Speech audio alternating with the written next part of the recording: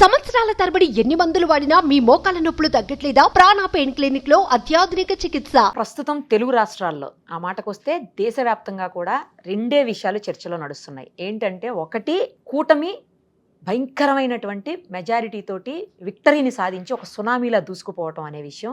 ఇక రెండోది వచ్చేస్తే కేకే గారి సర్వే. అసలు ఎవరి కేకే ఇంత పర్ఫెక్ట్గా ఎలా ఇచ్చారు అనేదే నడుస్తోంది. ఈ రెండు విషయాలే ఇప్పుడు తెలుగు రాష్ట్రాల్లో ఫుల్ హాట్ టాపిక్స్. ఆ కేకే గారు ప్రస్తుతం మనతో పాటు ఉన్నారు. అసలు ఆయన ఎలా స్టార్ట్ చేశారు, ఎప్పటి నుంచి స్టార్ట్ చేశారు, ఆయన ప్రస్థానం ఏంటి అన్నీ కూడా ఇప్పుడు ఆయన్ని అడిగి తెలుసుకుందాం. నమస్తే అండి కేకే గారు. అసలు ఫస్ట్ కేకే గారు, కేకే అంటే కిరణ్ కొండేటి అందరికి తెలుసు. కేకే గారు అనే వ్యక్తి కొంతకాలం పాటు సాఫ్ట్వేర్ జాబ్ చేశారు, కొంతకాలం పాటు హోటల్లో వెయిటర్ గా కూడా వర్క్ చేశారని విన్నాను నేను. అసలు మీ ప్రస్థానం ఎలా స్టార్ట్ అయింది, మీరు అసలు ఏం చదువుకున్నారు, ఎక్కడ అసలు మీది, మీ గురించి మొత్తం చెప్పండి. మా తోటపల్లిగూడూరు అనేదండి సొంత చిన్న ఊరు. ఎక్కడండి? తోటపల్లిగూడూరు, నెల్లూరు దగ్గర ఊరు. మేము 10th క్లాస్ వరకు అక్కడే ఉన్నాం. మా నాన్న బిఎస్ఎన్ఎల్ జాబ్ అవ్వడం వల్ల రోజు నెల్లూరు వస్తూ పోతూ ఉండడానికి ఇబ్బంది అవుతుందని మేము నెల్లూరు షిఫ్ట్ అయిపోయాం టౌన్ కి. తర్వాత మూలాపేట, హర్నాథపురం అట్లా రెంటెడ్ హౌస్ లోనే మేము షిఫ్ట్ అవుతూ ఉండేవాళ్ళం. బీటెక్ చెన్నైలో చేశాను. అందుకని నాకు తమిళ్ బాగొచ్చు, కన్నడం మలయాళం అర్థం అవుద్ది. ఇద్దరు కన్నడం ఉంటే నాకు హిందీ ఇంగ్లీషు ఒక 5-6 లాంగ్వేజ్ల మీద ఒక ఐడియా ఉంది బాగా. తర్వాత బీటెక్ అయిపోయిన తర్వాత మళ్ళీ మీరు చెప్పినట్టు రెస్టారెంట్ పెట్టాలని ఒక ఆలోచన ఉంది ఫస్ట్ నుంచి. దాని గురించి ఏంటంటే ఇప్పుడు కెమెరామెన్ అవ్వాలంటే మన కెమెరామెన్ పక్కన ఎట్టు తిరుగుతాము, అలాగే మనం ఏమైనా రెస్టారెంట్ పెట్టాలంటే దాంట్లో పని చేస్తేనే బాగుంటుందని ఆర్యభవన్ సంథింగ్ ఆ హోటల్ పేరు. ఇక్కడ ఉండి మామూలు రైస్ వడ్డించే పని అనమాట రోజు. అది ఎలా ఉంటదంటే బస్సు వచ్చిందంటే అసలు కిక్కిరిసిపోద్ది మొత్తం హోటల్. అందులో ఇట్లా హైవే రోడ్ హోటలే కానీ బస్ స్టాండ్ లో ఒక బస్సు వచ్చిందంటే అందరూ లోపలికి వస్తారు కదా, బస్సు వెళ్ళిపోయినప్పుడు. అట్లాంటి మనకు ఒంగోలు బస్ స్టాండ్ కానుకోనే ఉంటది హోటల్. దాంట్లో మామూలుగా రైసే మెయిన్ సెక్షన్. రైస్ ఎందుకు అంటున్నానంటే అన్నిటికంటే రైస్ పెట్టడం సెక్షన్ పెద్దది అనమాట. దీక్ష పెద్దది ఉంటుంది. మీకు పెద్ద పెద్ద ఓవెన్ టైప్ నుంచి రైస్ తీసుకోవాలి, పట్టుకుంటే కాలిపోద్ది అనమాట మామూలుగా. ప్లస్ ఆడ పొట్లాలు కట్టడం అట్లాంటి నేర్చుకోవడం. మీరు చూసుంటారు ఇప్పుడు ప్యాకెట్స్ లో గాలి ఉండి కడతారు కదా, అలాంటి కట్టడం నేర్చుకోవడం. 3-4 months ఉన్నాను. సో అక్కడ నచ్చలేదు కాదు, నేను నేర్చుకోవాలనుకుంది అదే కదా. అంటే ఒక మాస్టర్ ఎలా చేస్తున్నాడు ఆ సబ్జెక్ట్ నేర్చుకోవడానికి దానికి నేర్చుకున్నాను. సాంబార్ పెట్టాలంటే ఎలాగా, లేకపోతే పప్పు వేయాలంటే ఎలాగా, ఆ బిజినెస్ రన్ చేయాలంటే ఎలా కాన్సెప్ట్. బాబా చాలా అన్ని ఐటమ్స్ చేస్తాను. అలా నేర్చుకుని తర్వాత పెడతా అంటే మా నాన్నగారు ఇప్పుడు మళ్ళీ దాని 3-4 lakhs నేను ఇన్వెస్ట్ చేయలేను అన్నారు. అది ఫెయిల్. తర్వాత మళ్ళీ ఇంకా ఇప్పుడు స్విగ్గీ యాప్స్ లాంటివి ఉన్నాయి కదా, అలాంటి యాప్స్ పెట్టి అప్పుడు ఫోన్ కాల్స్, ఇప్పుడు యాప్లు లేవు. నేను చెప్పే 2007, 8, 9 ఆ ప్రాంతం కాబట్టి ఎవరైనా ఫోన్ చేస్తే మనం కిరాణా ఎంత డెలివరీ చేస్తాం, ఈ కాన్సెప్ట్ మీద వర్క్ చేసాం అన్నమాట ఓవరాల్ గా. ఇప్పుడు జెప్టో టైప్ అంతే. మన దగ్గర కిరాణా కొట్లా పెట్టుకుంటాం, బయట సేల్ చేసి మీ ఫోన్ ఉంటే డెలివరీ చేస్తారు. దాని మీద ఒక సర్వే, అప్పుడే ఫస్ట్ సర్వే చేసింది అదే అనమాట. నేను సర్వే బాగుంటే లేఅవుట్కి వెళ్ళి ఒక్కొక్క అపార్ట్మెంట్ నేను మా ఫ్రెండ్స్ కలిసి బండిలో వెళ్ళి, అమ్మ మేము ఇలాంటి పెడదాం అనుకుంటున్నాం, వాళ్ళకి వర్కౌట్ అవుద్దా? ఎందుకు వర్కౌట్ అవుతుంది బాబు, ప్రతిసారి మా ఆయన్ని మా ఇల్లు బతినాడుకోవాల్సి వస్తుంది, పోయి ఉప్పుదే కందిపప్పుదే అని చెప్పి 5 నిమిషాలు అని చెప్పి బతినాడుతూ ఉంటారు. ఇది అప్పుడు నేను చెప్పింది మీరు ఆ టైంలోకి మంచి సర్వే అనమాట. అప్పుడు అది పెట్టే ముందు చేసిన సర్వే. లేదు వర్కౌట్ అవుద్ది బాబు అంటే, మామూలు కిరాణా కొట్టలేదు 28 రూపాయలమ్మా, కాబట్టి మేము 30 రూపాయలు తీసుకుంటాం, పర్లేదు బాబు 10 రూపాయలు ఎక్స్ట్రా తీసుకోండి పర్లేదు, నష్టం ఏముంది అన్నట్టు పని అయిపోద్ది కదా, మాకు కావాల్సిన సరుకులు వచ్చేస్తాయి కదా. సో ఇది వర్కౌట్ అవుద్ది అనుకున్నాం, కాబట్టి దానికి కావాల్సిన లొకేషన్ అది వర్కౌట్ కాలేదు. సో అది ఫెయిల్ అయింది. తర్వాత వరికోత మిషన్కి వెళ్ళాం అనమాట. పంజాబ్ వెళ్ళి పంజాబ్ నుంచి ఒక మిషన్ తీసుకొచ్చాం నేను, మధు అని మా ఫ్రెండ్స్ సెకండ్ హ్యాండ్. అది కొన్ని రోజులు నడిచింది, అది మొరాయించేసింది, అది అయిపోయింది. అది అలా ఫెయిల్ అయ్యేది. అంటే ఇది పెద్ద సబ్జెక్టు, మీకు పబ్లిక్ కూడా చాలా ఇంట్రెస్ట్ గా ఉన్నారు. అసలు కేకే ఎవరు, బ్యాక్గ్రౌండ్ ఏంటి తెలుసుకో. సో ఆ వరికోత మిషన్స్ తిరిగేటప్పుడు అదొక సర్వే. ఎందుకంటే వరికోత మిషన్ అంటే ఆబ్వియస్ గా పొలాల్లోనే ఊర్లోనే ఉంటది.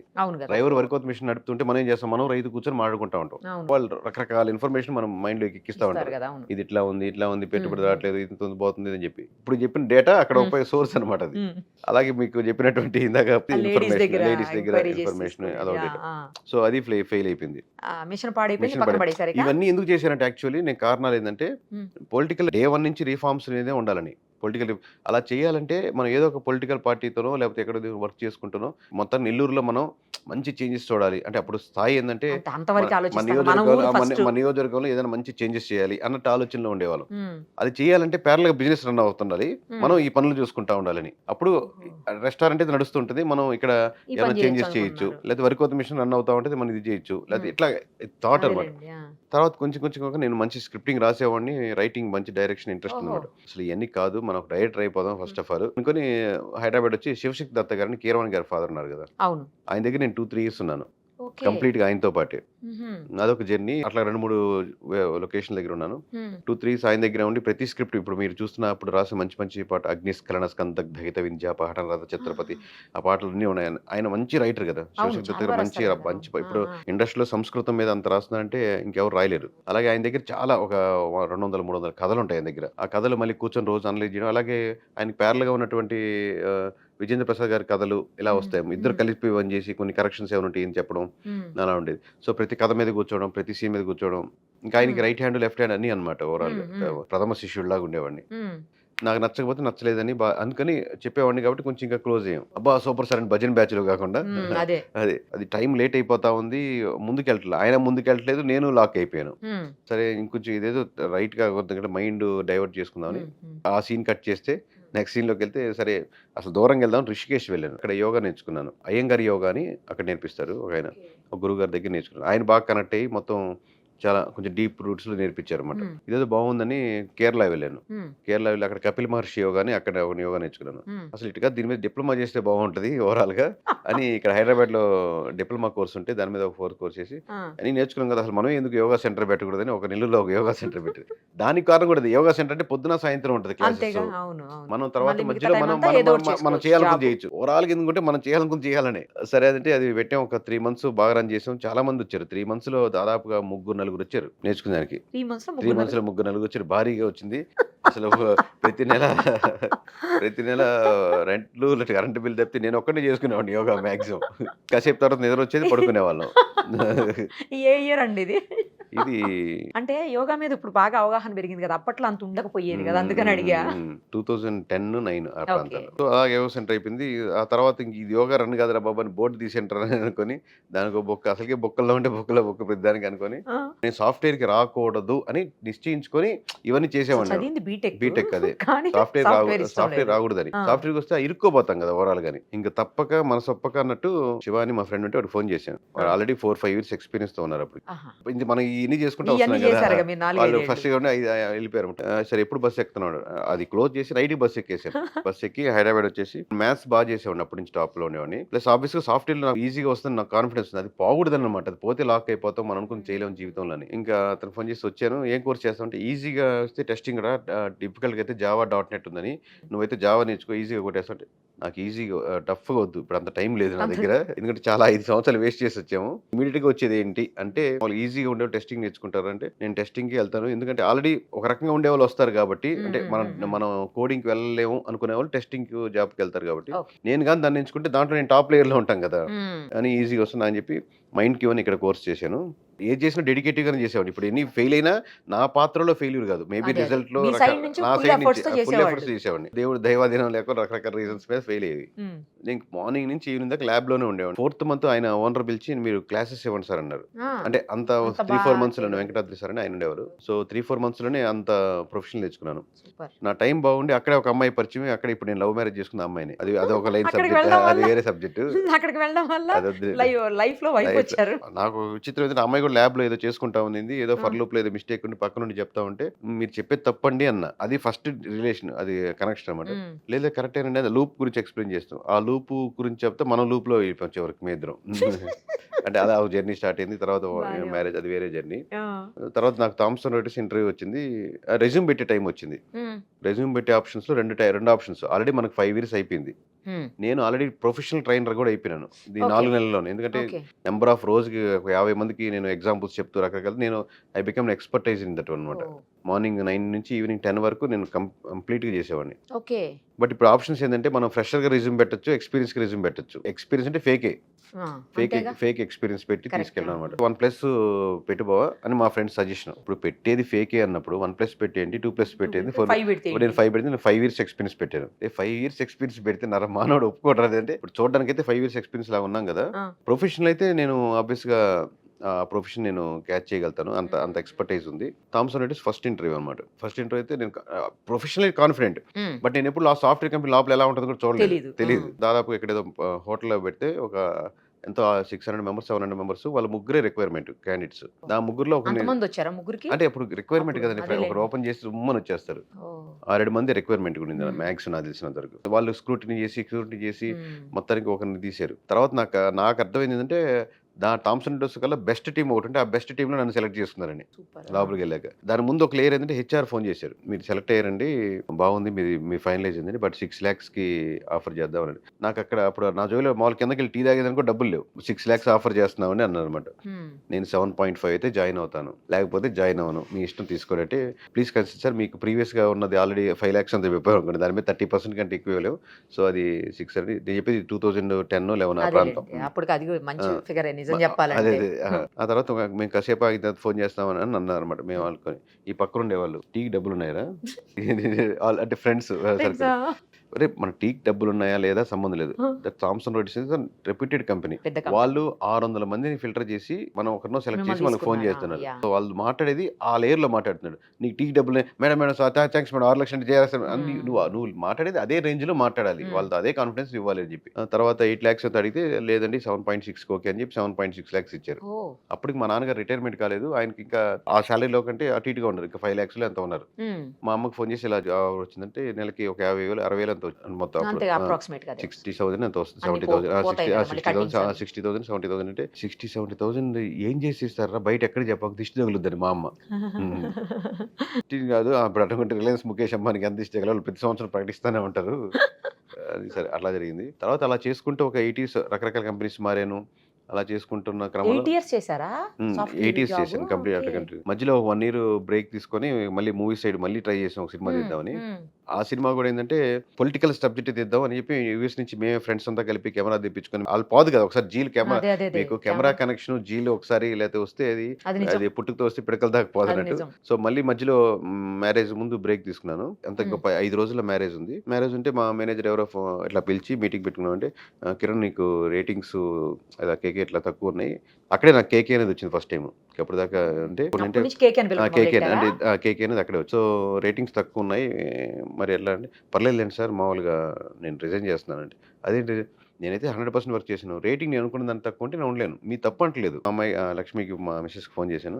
అంటే సహజంగా మూర్ఖులకి ఎక్కువ చెప్పరు కదా, ఆల్రెడీ నువ్వు మీరు చెప్పాలని చెప్తున్నా, ఆల్రెడీ డిసైడ్ చేసేసుకుంటారు, చెప్పాలి కూడా చెప్తున్నారు, మీ ఇష్టం లేండి అనేది. సో ఆల్రెడీ రిజైన్ చేసి ఆ తర్వాత 1 year మూవీస్కి ప్లాన్ చేసుకుని, ఎట్లా గ్యాప్ దొరికితే మళ్ళీ మైండ్ అటు వెళ్ళిపోద్ది కదా. అప్పుడు ఫస్ట్ అనుకున్న సబ్జెక్ట్ ఏంటంటే, అప్పుడు జగన్మోహన్ రెడ్డి గారు అరెస్ట్ అవ్వడమో సంథింగ్, జేడి లక్ష్మీనారాయణ గారిది కేసు అదనమాట. అది ఆ స్టోరీ ఏంటంటే, చిన్న బడ్జెట్ లో అప్పుడు పొలిటికల్ హై ఉన్న మనం సినిమా తీస్తే కనెక్ట్ అవుద్దని, ఇక్కడ అదే సబ్జెక్ట్ తీయాలండి. చిన్న మూవీ, చిన్న ఒక అంటే 2 పాత్రలు, అంటే ఇక్కడ నెగిటివ్ పాజిటివ్ కాదు, ఇక్కడ అనుకున్న జీవితంలో ఎట్లాగున్నా సాధిస్తాను అనుకున్నటువంటి, తగ్గకూడదు మనం గట్టిగా ఉండాలనుకున్న పాత్రలు. దీంట్లో మనం సైడ్ యాంగిల్స్ లేవు, ఇక్కడ నెగిటివ్ అని పాజిటివ్ అని అట్లా కాదనమాట. ఒక తండ్రి కొడుక్కి నువ్వు కష్టపడాలి, ఎలా ఉండాలని, ఎదగాలి, నువ్వు అనుకున్న డేర్గా ఉండాలని ఒక తండ్రి ఒక తాత ఇద్దరు చెప్పిన పాత్రలు ఎదురెదురుగా కూర్చొని ఓపెనింగ్ షాట్ అనమాట. అది ఒక జేడి లక్ష్మీనారాయణ గారు, అదే మన జగన్మోహన్ రెడ్డి గారు కూర్చొని ఇంటర్వ్యూ వాళ్ళతో షార్ట్ అయితే వాళ్ళ బ్యాక్గ్రౌండ్ ఏంటి ఎలా అనేది. ఇది చిన్న బడ్జెట్ లో 30 లక్షలు తీద్దామని, అప్పుడు 30 లక్షలు అంటే ఇంకా తక్కువే, 20 lakhs లోపలే తీద్దామని, తలా లక్ష వేసుకొని తీద్దామని. పొలిటికల్ సబ్జెక్ట్ కాబట్టి మంచిగా హై వస్తుంది. నాకు ఆల్రెడీ సబ్జెక్ట్స్ పొలిటికల్ ఇంట్రెస్ట్ కదా, సో ఇలాంటి క్యారెక్టర్స్ మీదుగా చేద్దాం, ఎవరు నెగిటివ్ కాదు పాజిటివ్ కాదు, ఇంట్రెస్టింగ్ గా చూస్తారు. అది కొంచెం స్క్రిప్టింగ్ డైలాగ్స్ అని రాసుకున్న తర్వాత, ఇది ఏదో దారుణంగా ఉంది, తీసే సబ్జెక్ట్ ఏమో పెద్ద పెద్ద వాళ్ళ మీద, ఇక్కడేమో కెమెరాలకి చిన్న చిన్న వాటికి చిప్స్కి ఇది వర్కౌట్ అవ్వదు కాదులని ఇంకా అది డ్రాప్ అయ్యాం తర్వాత. అంటే దాని రేంజ్కి అది కరెక్ట్ కాదనమాట, పెట్టే పెట్టుబడికి చీప్గా వస్తుంది. నాకే మనసు రావట్లేదు ఇంకా, అంతకంటే ముందు ఇది పోలేదు, ఇది ఆ రేంజ్ లో చేసే సినిమా కదా. మళ్ళీ వెంటనే అప్లై చేసి మళ్ళీ అలా 8 years కంటిన్యూ చేశాను సాఫ్ట్వేర్ లో. మధ్యలో బ్రేక్, అది totally around 8 years Thomson Reuters అని, వాల్యూ ల్యాబ్స్ అని, నెక్స్ట్ టెక్నాలజీస్ అని, ఎస్ఎన్పి అని, ఇలా రకరకాల కంపెనీస్ లో చేశాను. చేస్తున్న క్రమంలో మధ్యలో మళ్ళీ వస్తుంది కదా మన పొలిటికల్ పోదు కదా, మైండ్ లో. ఈ మధ్యలోనే చేస్తూ నేను సెకండ్ వైఫ్ అని ఒక రెస్టారెంట్ పెట్టాను జైంట్ దగ్గర. సెకండ్ వైఫ్ పేరే సెకండ్ వైఫ్. అది చూసినట్టున్నాండి, మీదేనా? అంటే ఫస్ట్ వైఫ్ లేనో సెకండ్ వైఫ్ అని కాదు, మా ఉద్దేశం ఏంటంటే, మీకు ఫస్ట్ వైఫ్ సరిగ్గా వండకపోతే ఇది ఒక సెకండ్ వైఫ్ లా ఫీల్ అవ్వండి అని. నేమ్ అనేది ఇంట్రెస్టింగ్ గా ఉండాలని. అలాగే ప్రగతి నగర్ లో ఒక టిఫిన్ షాప్ పెట్టి, ఈ 2 అంటే ఫుడ్ చెప్పాం కదా, అక్కడ ఎక్కడో చెప్పిన ఫుడ్ ఇక్కడ కనెక్షన్ అయింది అనమాట, ఇంట్రెస్టింగ్ గా ఉండేదానికి. అలాగే అది తీరిపోయింది, ఆ దోల తీరిపోయింది. కానీ ఎప్పటి నుంచో నాకు 8 ఏళ్ళ అప్పటి నుంచి నేను శివుని కోరుకుంది ఏంటంటే, ఎవరు మా నాయనమ్మ చెప్పారో లేకపోతే ఎవరు కథలు చెప్పారో ఇప్పుడు తిట్టుకుంటా ఉంటాను, అనవసరంగా ఎవరో చెప్పారు ఆ జీలు, లేకపోతే నేను హాయిగా బతుకుండేవాడిని, ఈ పొలిటిక్స్ ఎన్ని అవసరం లేకుండా. స్వాతంత్రోద్యమం కథలు లేకపోతే రకరకాలు చెప్పి ఇట్లా ఉండాలిరా మన దేశం ఏదో చెప్పుంటారు, ఎక్కడైనా మా సార్ చెప్పాడో. నేను ఫస్ట్ టైం అంటే 8 years అప్పుడే శివుని కోరుకుంది ఏంటంటే, నాకు బాగా గుర్తుంది, చిన్న పట్టం టైప్ ఉండేది మా ఇంట్లో. నువ్వు ధర్మానికి దానికి న్యాయానికి ప్రతీక అంట కదా అన్న ప్రతీక అన్న పదం అప్పుడు లేకపోయినా మామూలుగా రిప్రజెంటేటివ్ అనుకుంటున్నప్పుడు సో నీకు ఏదో ఒక ఆయుధం కావాలి కదా, కత్తిలాగా కత్తిగా నన్ను వాడుకో, నేను కత్తినవుతా, దానికి నన్ను వాడుకొని ఆ అధర్మాన్ని ధర్మాన్ని ఏదో అప్పుడు ఆ వయసుకి అసలు ఆ కోరిక చాలా ఎక్కువ, అనవసరం బిల్డప్ అది. ఇప్పుడు అనవసరంగా అది ఎవరు ఎక్కిచ్చారా బాబు, లేకపోతే హాయిగా మనం నెట్ఫ్లిక్స్ లో సినిమాలు చూసుకుంటూ ట్రైన్లు చూసుకుంటూ వీకెండ్ ఎంజాయ్ చేస్తూ ఇప్పుడు ఫ్రెండ్స్ తో చిల్ అవుట్ చేసుకుంటూ అప్పుడప్పుడు గోవా వెళ్ళొస్తూ హాయిగా ఉండే లైఫ్ అని ఇప్పటికి ఆ థాట్ ని ఎక్కించినట్టు తిట్టుకుంటా ఉంటాను కదా అని. అప్పుడు ఆ థాట్ అట్టే ఉండిపోయింది. కాబట్టి ఏదైనా చేయాలి, ఇప్పుడు మా అందరి ముందు మీరు ఉండేవాళ్ళు కాదు. ఏదైనా చేయాలి అంటే అప్పుడు ఆ మధ్యలో సర్వే అనేది మీడియం లైన్ గా అనిపించింది. మనం కంటెస్ట్ చేయలేము ఆబ్వియస్ గా, ఇంత అమౌంట్ అంటే అప్పుడున్న థాట్ చెప్తున్నాను. మనకు అసలు ప్రజలు నిజంగా మనం అనుకుందో లేదో తెలియదు. సో దానికి మీడియం లైన్ సర్వే అయితే అటు ఎమ్మెల్యేస్తో మనం కాంటాక్ట్లో ఉండి వాళ్ళతో వర్క్ చేయొచ్చు. అలాగే ప్రజలు ఏమనుకుంటున్నారు, వాళ్ళ అసలు కోరిక ఏంటి, క్యాస్ట్ ఫీలింగ్స్ ఎలా ఉంటాయి తెలుసుకోవచ్చని అలా స్టార్ట్ చేసాం. అది ఫ్లాప్. ఫస్ట్ 2-3 నెలలు ఏం లేదు, ఎవడు పట్టించుకుంటే లేడు.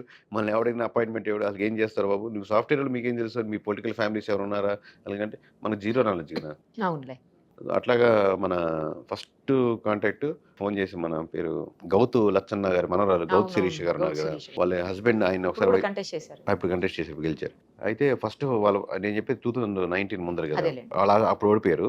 సో ఆయన వాళ్ళ హస్బెండ్ వైజాగ్ లో ఉంటే ఆయన కలిశాను. ఆయన్ని కలిసక ముందు ఒక చిన్న బేసిక్ ఒక స్ట్రక్చర్ ఇలా ఉంటుంది అని స్టడీ చేసి ఇలా ఉండబోతుందని ఆయనకి ఒక ప్రెజెంటేషన్ ఇలా ఇచ్చాను అనమాట. ఇలా ఉంటుంది సార్, ఇలా చేసి పెడతాం, ఈ మార్పులు చేర్పులు చేసుకుంటే మీరు గెలుస్తారు, యాజ్ అ స్ట్రాటజిస్ట్ గా ఉండాలనుకుంటున్నాను ఇది చెప్పి.